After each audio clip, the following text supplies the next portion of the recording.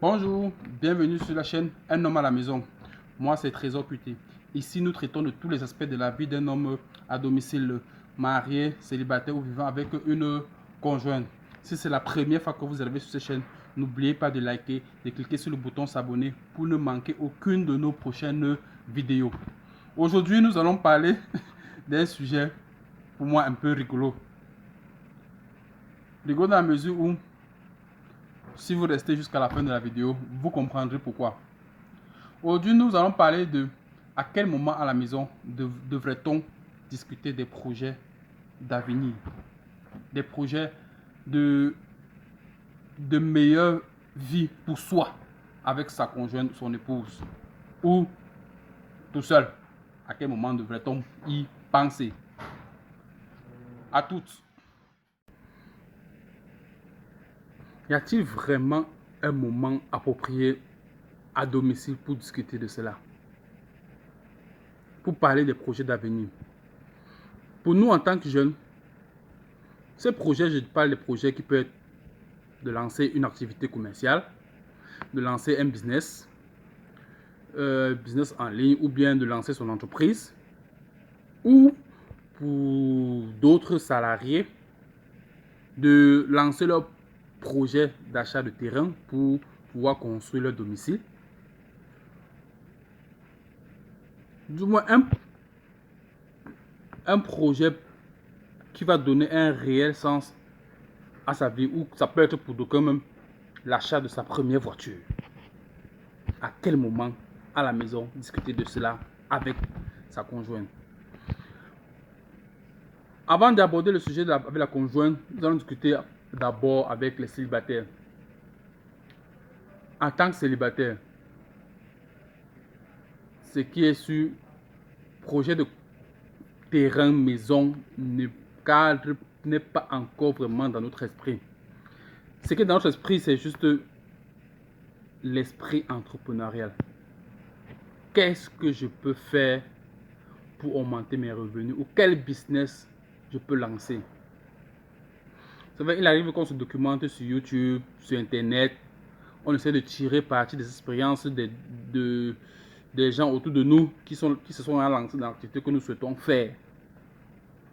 Mais le moment idéal pour le penser à la maison, c'est quand? Parce que dehors, on en discute, on échange, les gens, on reçoit les idées de part et d'autre, de la famille, des amis, des collègues, même, je sais pas, même de la télévision, d'Internet, de tout ça. On a tous ces éléments, toutes ces informations que nous avons. Mais maintenant, à quel moment alors la maison s'assoit pour vraiment y penser? Comme le dicton le dit souvent, que la nuit porte conseil. Forcément, ce n'est pas en journée, c'est en soirée. Comme la nuit porte conseil, généralement, dans le célibataire, quand on rentre, on se dit qu'entre 19h, peut-être 21h, maxi 22h, c'est soit on regarde le journal pour s'informer de l'actualité de son pays. On a souvent quelques débats politiques comme économiques ou sportifs. On peut arriver même de regarder un match pour se détendre. Mais pour moi, quand j'étais célibataire, le moment idéal pour penser à un projet, c'était entre 22h et minuit, pas plus. 22h, généralement pour moi, j'allais m'asseoir à l'extérieur, je prends mon petit banc, je m'assois, je regarde le ciel. Des fois, il m'arrive même de sortir marcher même à cette heure-là, tout seul. Je fais même le tour du quartier, c'est un peu tard, mais il n'y a pas de personne en route, ou bien je m'isole dans un coin de ma maison. Généralement, marcher au quartier n'est pas souvent très bon. Je m'assois là à ma véranda, je suis tout seul. Le dehors est calme. Mais dans ce moment, je ne sais pas comment expliquer, mais les idées vous viennent. L'inspiration vous vient. De ce que d'aucuns auront dit, vous voyez comment améliorer, ou d'aucuns auront dit, vous voyez un peu les failles d'ici et de ça. Maintenant, ça vous permet même, et dans ce genre de cas, souvent, il faut, dans ce genre de cas, j'avais souvent un petit calepin pour noter, parce qu'il y a souvent ces idées qui j'aime, qu'après vous faites tout pour les retrouver, vous n'y arrivez plus. Je ne sais pas si ça vous est arrivé, dites-le moi en commentaire. Donc vous essayez de noter ce qui vous vient naturellement à l'esprit, vous notez, vous notez, vous notez, vous notez, vous notez, vous notez. Vous allez voir que le lendemain, en faisant le tri, vous aurez tout un ensemble de réponses par rapport à cela. Maintenant, pour ceux qui sont mariés, quand discuter avec sa conjointe, le quand, vous pouvez trouver le quand, mais le moment. Je m'explique. Vous pouvez vous dire, ce soir, je vais rentrer avec mon épouse, on va discuter, par exemple, de notre projet d'achat de notre première voiture. Moi, dans ma tête, je suis tout enthousiaste. J'arrive à la maison.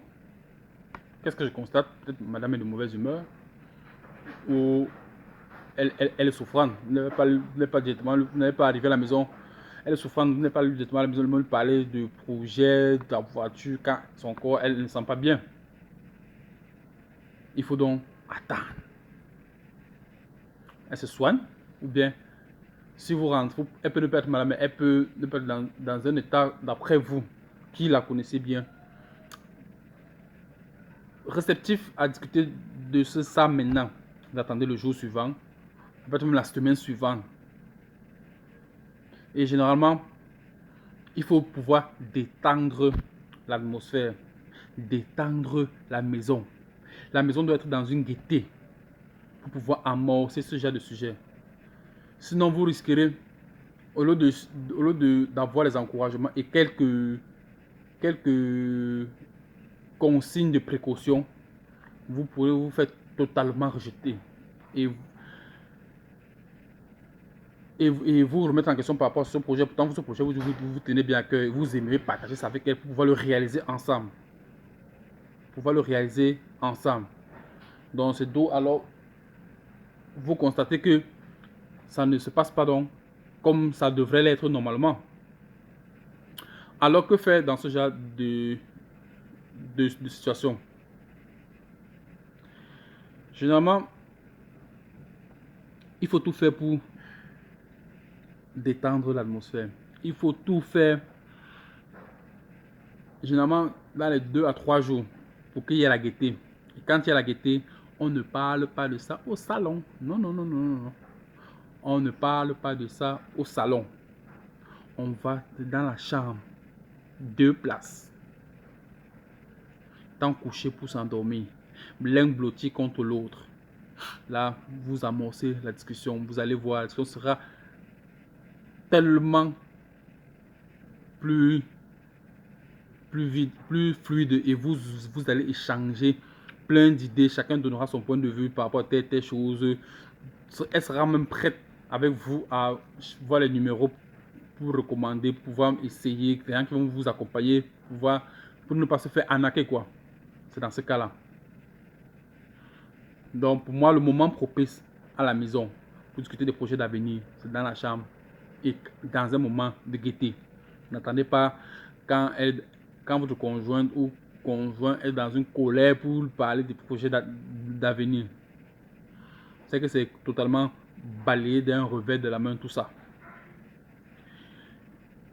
Et moi, tout particulièrement, ça va vous surprendre, mais je ne discute pas des projets d'avenir à la maison.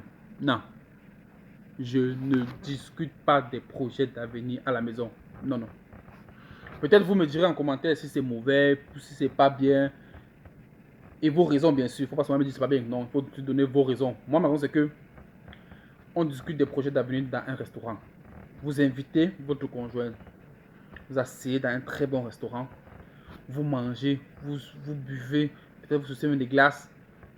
Ça fait que autour de vous, quand vous discutez, il n'y a aucune perturbation extérieure. C'est vrai, en dehors du téléphone portable qui peut être la perturbation, mais il n'y a pas à la maison que vous voulez discuter. C'est vrai, dans la chambre, on peut discuter, pas pendant la lumière. Ça fait que il faut venir voir la chaleur, c'est là. Il peut y avoir des éléments extérieurs qui peuvent faire que vous n'allez même pas loin au bout de votre discussion. Alors que dans un restaurant, un milieu classe, un milieu propre, un milieu fin, vous discutez sereinement pendant 1 ou 2 heures sans être interrompu. Parce que vous n'êtes que deux en ce moment-là. Et personne d'autre ne peut vous déranger en ce moment-là. Personne ne peut venir toquer, qu'on veut telle chose ou qu'il y a quoi que ce soit. Donc, chers abonnés, dites-moi ce que vous en pensez. Et pour tous ceux qui sont passionnés de l'achat et vente de crypto, dans la description de la vidéo, vous trouverez un lien pour une plateforme très bonne pour l'achat et vente des cryptos à très bon prix. À la prochaine vidéo.